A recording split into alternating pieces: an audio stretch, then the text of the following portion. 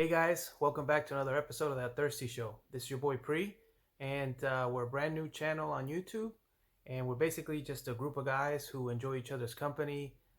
We've known each other for a while. We have common interests. We like, golf. We enjoy having a few drinks, kicking back, just like many of you do.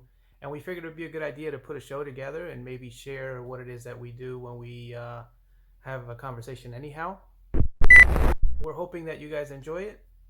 Today's episode, just kind of how we met. We touch a little bit on what it is that we want to get out of the show, things that we endured growing up, talk about what our first jobs are. Again, you guys will see it, and hope you enjoy it. As usual, like, comment, and subscribe. Put in the comment section if there's anything in particular you guys would want us to touch on. Maybe chop up with the guys. And we thank you for the support, and we hope you enjoy it. We're live. All right, fellas. Good evening. What's good in the hood, baby? Let's do it. What it is. So I wanted to start tonight off and maybe cover the basic question as to what it is we do, why are we here, why did we get the idea to start the show, what do we expect to get out of it? Absolutely.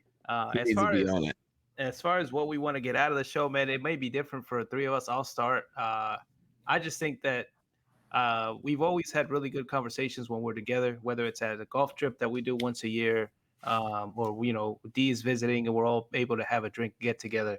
And that's kind of what sparked it for me, was that I couldn't think of anybody else to be able to do a project like this with than these two guys, because they make it just super easy. I could just come, just chat as if there's no cameras, and we just have a few drinks and just go at it. So is there a purpose as to what I want out of this? Not really. It's just maybe it gives me an excuse to have a few Drink some beers. There is nothing wrong with drinking a couple of these jokers. Right. So that's what it is for me. Shout out to the old show pigeons. Oh, hey, over at Central 28, boy. Hit us Better up. represent. That's what it is for me. I don't know, Scuba. What is there anything in particular you want to get out of this, or just an? Well, I mean, I was definitely like, I was pretty stoked that you had wanted to include me in such a thing. You know, I'm a guy who's never been asked to be a best man in anybody's wedding, so so for me, like bringing at least me into some and ask like, hey, would you be interested? Well, I mean, there's things that I'll definitely be interested in doing, but I'm not, I don't want to waste my time with it if it's pointless or whatever.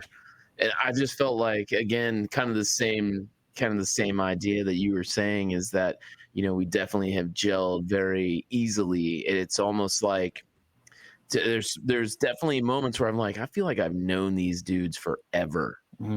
And somebody like Andy, D as well. Like, I see D like once or twice a year, and I it's funny. Like, I understand D, his personality, and then when we get together, it's just totally, I don't know. It's just cool. Like it's one of those things that's like, I think it's always because everybody's kind of laid back enough. You know what I'm saying?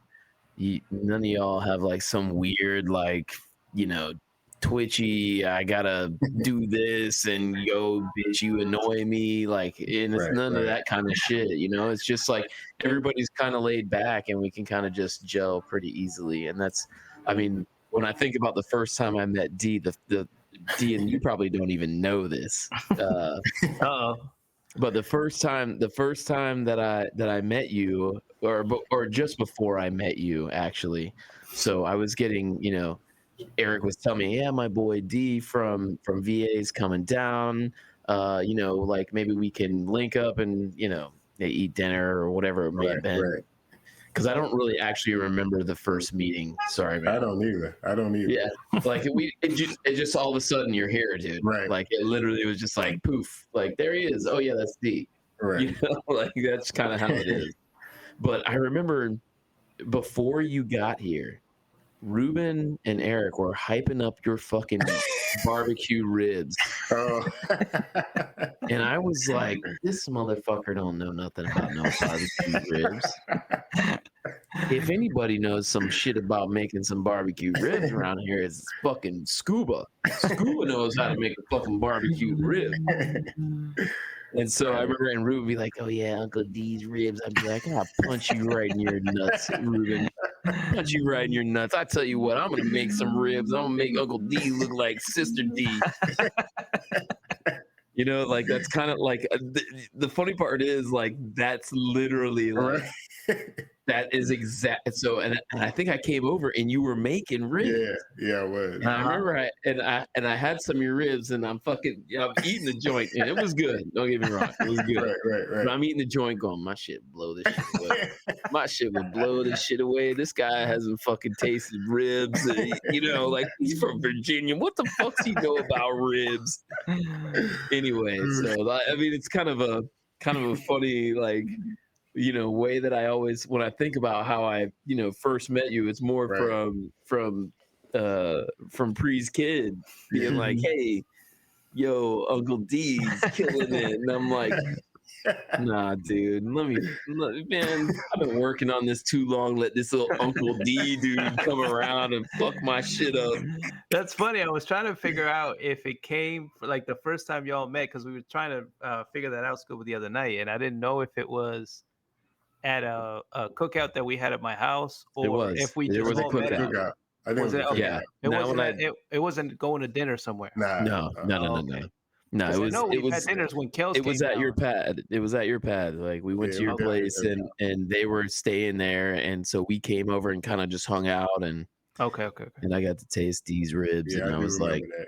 "How about Andy D? Did you meet him on the golf course for the first time?" Yeah, I met him on the golf course. I don't know. I think he may have came over too. Oh, okay.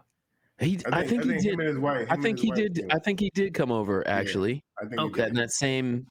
Yeah. No, he definitely did. I think I remember that. Pretty good. That Thirsty Show.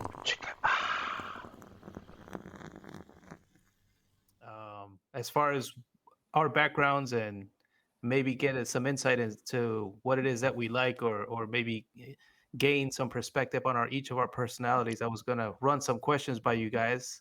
You decide who I start with. I'm just gonna throw a question out there. I start with D or Scuba. Who wants to go first? D, take it, baby. Let's go. I got it first. All right, D. So tell me, what's the worst job you ever had? Why was it the worst job, and what did it entail? The worst job I ever had probably was the first job I ever had was slinging newspapers. Probably like, I don't know, 10 years old. Dang, this young entrepreneur. Like on a bike or in a car? On a bike. Yeah. So I get up before school, I get up and 5 o'clock, they drop the papers on the sidewalk. You got to wrap them up. Yep. And put them on a bike and ride around town and throw these newspapers around. No matter how cold, in the snow and the rain, didn't matter. And it was early in the morning. And whereabouts was this at? This was in Jersey. Was when I was in Jersey. Jeez, Jersey. So it was tough. You know what I'm saying? Actually, I did it in Jersey, and I did it. We was in Philly for a little while. You know what I'm saying? So I did it also in Philly for a little while. But it was many a days I be almost crying. Right. I had to get up and it's cold outside. You know what I'm saying? But I mean, I made it happen. But yeah, that was probably like the worst job. That was the hardest job I ever had, dog. Yeah. So how old do you think you were? I think I was about 10. I think I was about 10, 10, 11, something like that. But and then you had to go and collect the money from the people like at the end of the week.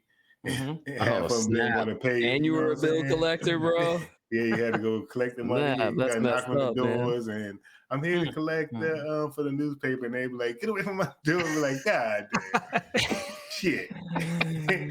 So did he have a bunch of kids? Right? Were there a bunch of other kids doing the same, just different routes? Yeah, it was different. Yeah, it was a whole bunch of other kids doing it, but we never like saw each other. It's like, I mean, it was like I had a a certain amount of blocks to do, and we never like overlapped or anything like that. So, gotcha. So there wasn't like a hey, get off my block kind of thing. nah.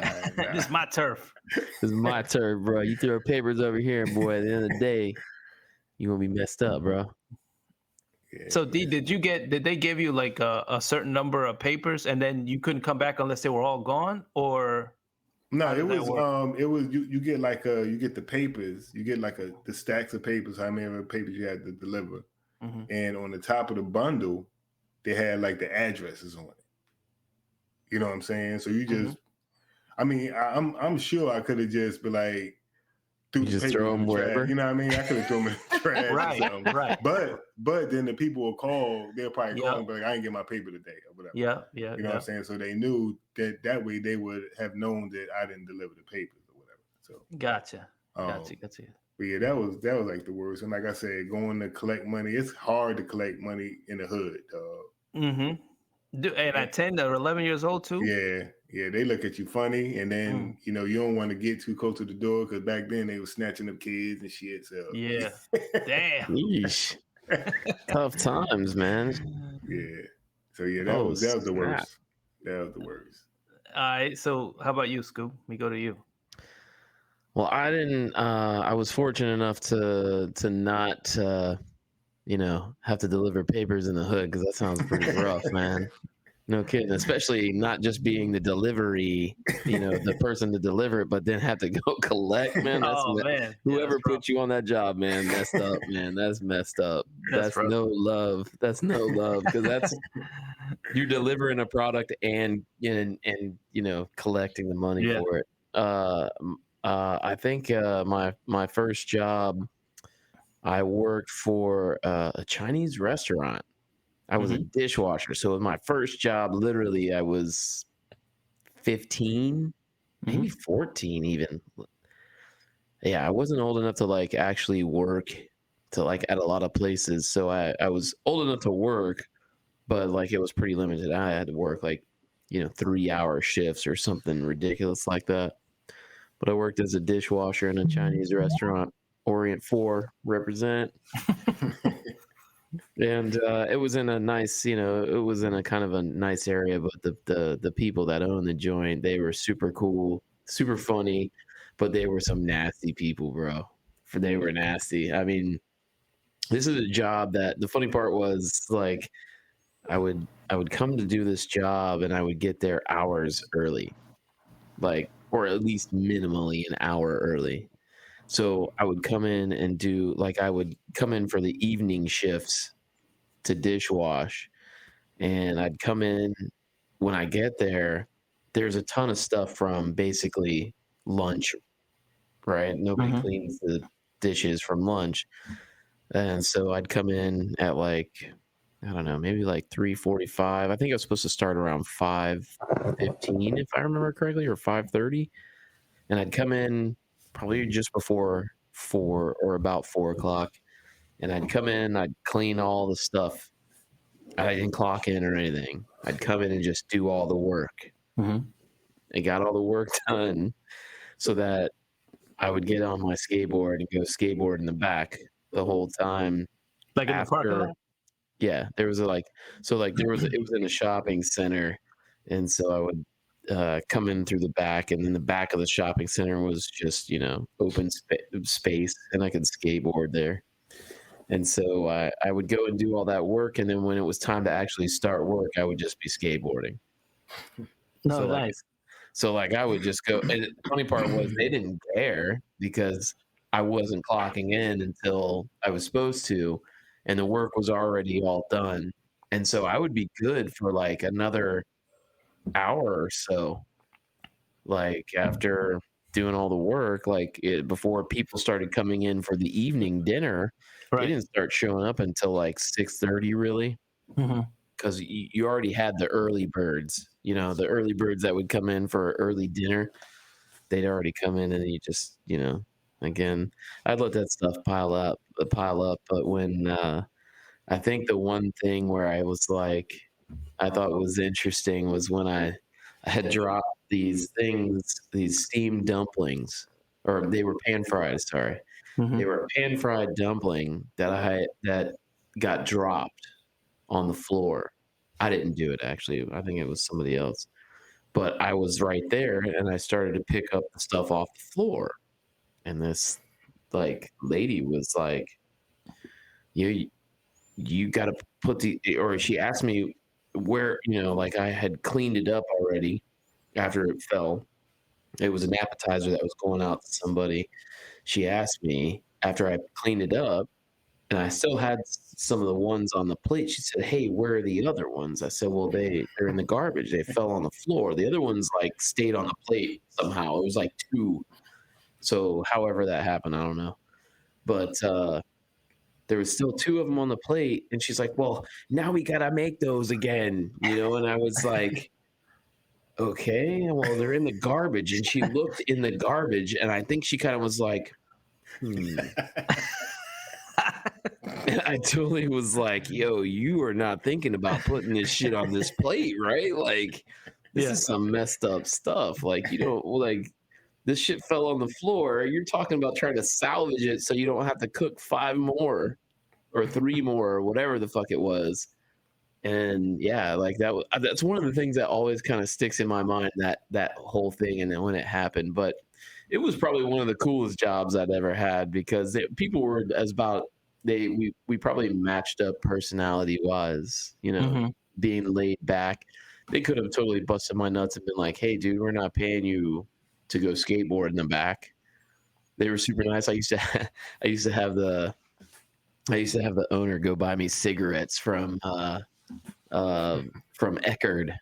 It was back, this is early 90s, or right, early 90s. Was Eckerd like a Walgreens kind of thing? like a Walgreens or Rite Aid. Yeah, it's like your CVS kind of thing, but on a smaller scale. It was called Eckerd, and you'd go, and I'd be like, "Hey," his name was Mr. C. I'm sure he's probably not around anymore. Yeah, he was a Chang. Yeah, he was a Chang. He was fucking cool as shit, man. Super nice guy. But I'd be like, "Hey, can you buy me some cigarettes?" And he'd go, and when my parents busted me for smoking, they're trying to figure out how the hell I was getting cigarettes. Well, Mom, Dad, here's how I did it. I either stole them or I had Mr. C get them for me. So, which nice. I did eventually get caught stealing cigarettes, and that was a whole nother thing. But yeah, no, it was a cool job. I mean, it lasted for, up until as soon as I turned 16, I was like, all right, I'm out of here. Like, I'm done with this dishwashing gig. It was definitely, it was good while it lasted though. And the people were super cool. Even the waiters, it was good. Nice. Well, we're coming up here on a break. I'm going to grab me a quick beer to re-up. But Scuba, I just want to let y'all know, Scuba totally missed the question because it was the worst job you ever had, and he actually told the best job you ever had. Well, so we'll come back and you can fix it. Oh, shit, yes. Come back. Let's fix it. I gave you one of my favorite jobs. Sorry. I'm listening. Right. I'm going to go get my tuning, my hearing aids. I'm going to go get my hearing aids. We'll be back, yo. Ooh, that thirsty show. It's fucking too funny. All right, we live. All right. We're back. We're gonna give Scuba another try at this. It's a very simple question that he messed up, and that is, what is your worst job ever? What was so bad about it? And go ahead. Okay, so worst job, and we're talking about the worst, not one of my best, because that's I think what I was touching on, because I listen as best as you can listen when you're got tinnitus. How about that? You got to ring it in your ear. No, you can't listen to shit. All right. Anyway, so worst job ever. I would say I worked at a place called 16,000 Videos. And this story is a good one because it's short and sweet. But the only reason why I got a job at this place was because of girls. I knew that there was a bunch of like smoking girls that worked there. And being the playboy that I was, I guess I just thought like, man, well, the easiest way to score some chicks is usually if you work with them. You know, you get to know them, you get to see your personality, you get to, you know, talk the shit and do whatever you want, the kind of thing, you know, in a work environment. So it's totally safe, you know, not weird or creepy. Well, anyway, so I mean, it was called 6,000 videos. 16,000. 16,000 videos. That's weird. Okay. Yeah, it's way weird. It was kind of like a fucking ghetto ass fucking Blockbuster. Okay.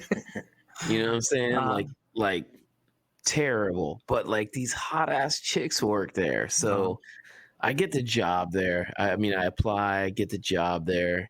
I don't even remember how the hell I came across this joint. Anyway, I get the job there and I, you know, start working there and I start trying to like run a little bit of game on these girls that work there. Like almost immediately. I mean, I was not wasting time, bro. I was like, dude, these chicks are good. So good. All right, cool. Let's do this. So I don't know. I worked there literally like 3 days, like 3 different days, wasn't consecutively, and was not having any luck with these girls. These girls were kind of bitches. I remember being like, these girls don't want to talk. They're looking at me like I got a fucking third eye in the middle of my forehead and shit. And so then a buddy of mine comes in on the I had to. I don't even think I worked there a week, bro. I'm thinking it was the third day, and the third day was on a Friday. And my boy Tyrone, wherever you're at, bro, I'm thinking about you.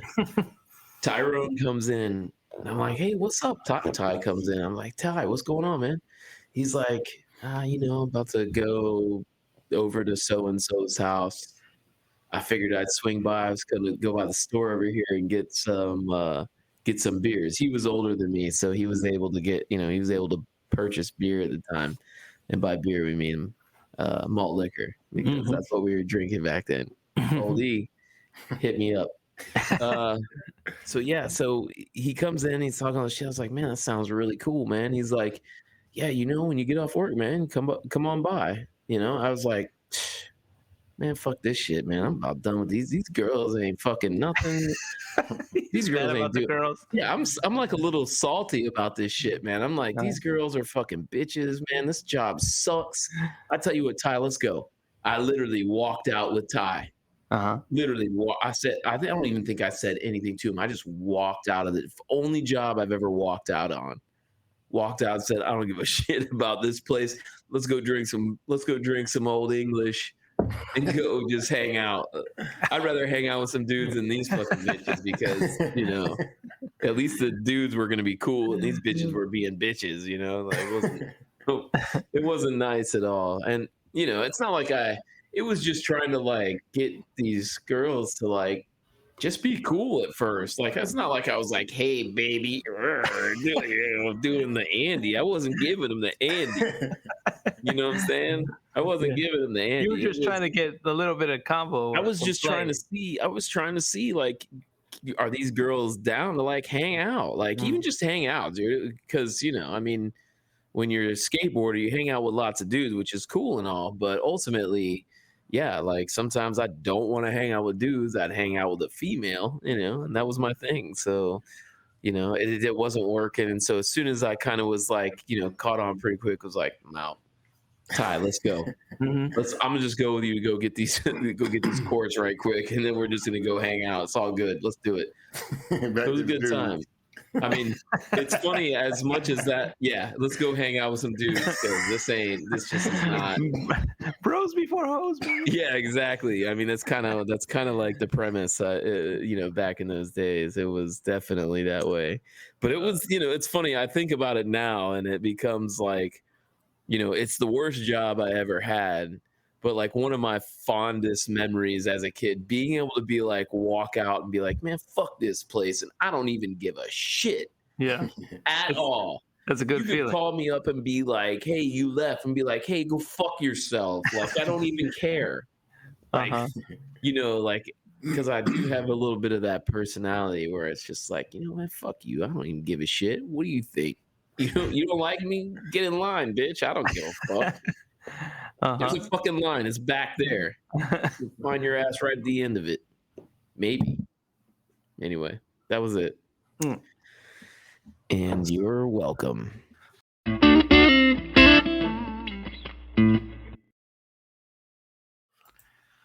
We live. Back with that thirsty show. Live and direct. I'm gonna jump right into my story. Let's hear it. Heard from D, heard from Scoob on the worst job they ever had. For me, so at an early age, I moved from the U.S. I was born in New York originally, but when I was 7, we moved to Peru in South America. That's where my parents are from. And so when I was about 13, I say no, maybe somewhere between 13 and 15. I can't remember exactly, but I got a job at this guy had found out that there was a thing called Blockbuster in the US, and he tried to recreate his version of Blockbuster in Peru. But what he did was he was just pirating these movies and cutting them onto the VHS tapes back then. And he hired a bunch of kids. I was one of them from the neighborhood, and he would get calls. Somehow he got the word out there, the marketing, and people would call in and say, "Hey, I want to watch Top Gun," or whatever it was. And he would find the movie and say, "Yep, it's available. Throw it in your backpack and send you on your bike like fucking 15 miles to somebody's house." And you just had to pedal your ass off for like an hour sometimes. Rain, it didn't matter if it was cold as shit.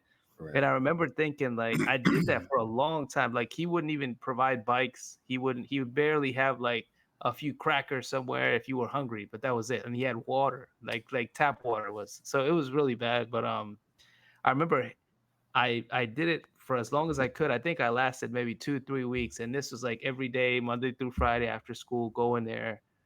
The hangout was pretty cool, like because there were kids that were about my age, and we would hang out at his place. He had like a separate section in the garage, and it was open. They had a few couches, and there was like a TV. So that part was kind of cool, but you didn't last there. You would be there for maybe 10 minutes before you got a call, and then you had to pedal. And I remember there were times when I was biking my ass off. It seemed for like hours. It was probably like 45 minutes to an hour, but still pretty bad.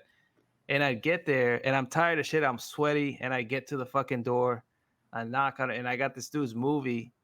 And he opens and he was like, "You're fucking late. I've been waiting to watch that movie for 2 hours."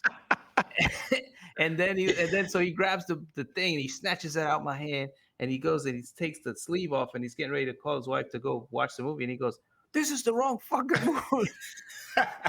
Nice. Man, he said he had ordered like Ghostbusters, and I think I had Top Gun or something like that. Oh shit! And this ain't even close, bro. These are two totally different movies, bro. So he was. I mean, Tom Cruise, Bill Murray, man, you ain't matching these up, bro. You can't splice that together and make it work. So I'm apologizing, right? I'm tired of shit. I'm sweaty, like I'm fucking like just. Dude, I'd be like, "Yo, I'm fucking 12, man. What do you want from me, bro?" So he just chucked that back at me, and he was like, "I'm canceling this. This is a piece of shit. This company sucks." And he just shut the door. And I'm like, "Damn." And then of course, I think one of the things that would happen a lot because this dude had good vision, but he just didn't, the way he was a college kid at the time, right? We were all like 12, 13, 15, whatever. And he was probably 19, 20, and he had the vision, but he just didn't have organization. The orders that he would take them himself and sometimes jot down the wrong movie or say, "Hey, grab this one and just chuck it in your backpack." Anyway, long story short, it really sucked. It was the worst job I ever had. I lasted about 3 weeks. And then I said, "Fuck it." And I just never came back one day. And I think I kept one of the movies in my backpack because I knew he wouldn't pay me. He wasn't even paying that much at the time. And he had excuses like, "Hey, business is not doing really well. So this week you might not get paid." A lot of the kids my age did it because we got to hang out with some other kids. But yeah, that was the worst job I ever had, man. Tell me you still have one of those movies. I might. It may be in the house in Peru that we got, but who knows, man? It's probably if they do have it and it's at my mom's house back there, it's a pirated movie. It's not even original. Like he just made that shit in his basement somewhere. Nice. So it's not worth anything. But yeah, that was the worst job I ever had, man. I hated that. It just goes to show you when you're just starting out, you'll take anything, right? Yeah. Here I thought like, "Hey, that's a great idea. I like movies." Dumbass kid, not knowing like I was gonna be riding a bike for hours a day, man. And he wouldn't, like I said, he wouldn't provide a bike. He wouldn't provide any food. it was your own bike. You had to bring your own bike, and so it was crazy, man. So Well, Pre's trying to have good times with the fellas. Me, I'm trying to tell everybody to fuck off. And D's like, dude, shit is real out in the field. You know what I'm saying? Like, shit is fucking crazy. You know, it's one of those things. I think when you get a job and it sucks, you just kind of you get roll with it initially, and then at a certain point, you're like, all right, man, this is this is ridiculous. This is enough. Do you remember on that newspaper one? Do you remember leaving, or do you remember like how you got out of it, or quit, or just never showed up? Like we always like moved, like we moved a lot. You know what I'm saying? So it was just like we just moved, and I ain't doing it anymore. That's it. Gotcha. Well, so how did you two meet? Oh, we met in Virginia. At the we were. I think I was at the pilot first, and then E came in afterwards. E was one of the guys that answered the door on the paper route. Nah. It's like, I'm not paying you shit. I'm not paying you shit, bitch. Nah. But it was me. I think I was the only black person in the back. And I mean, we were both minorities in our departments. Okay. You know what I'm saying? So it was like I was trying to gel and relate with the people in my department, which I mean I could mingle. You know what I'm saying? I had no problem mingling.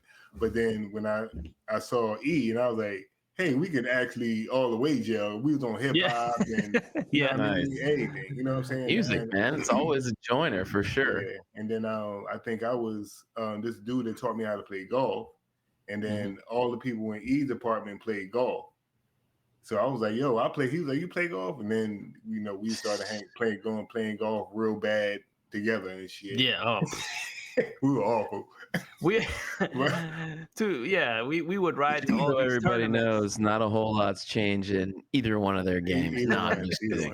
I'm just kidding. Hey, I shot 100 the other day. Hey, yes, hundreds. 100 can be a good day for some people. You know what I'm saying? Right.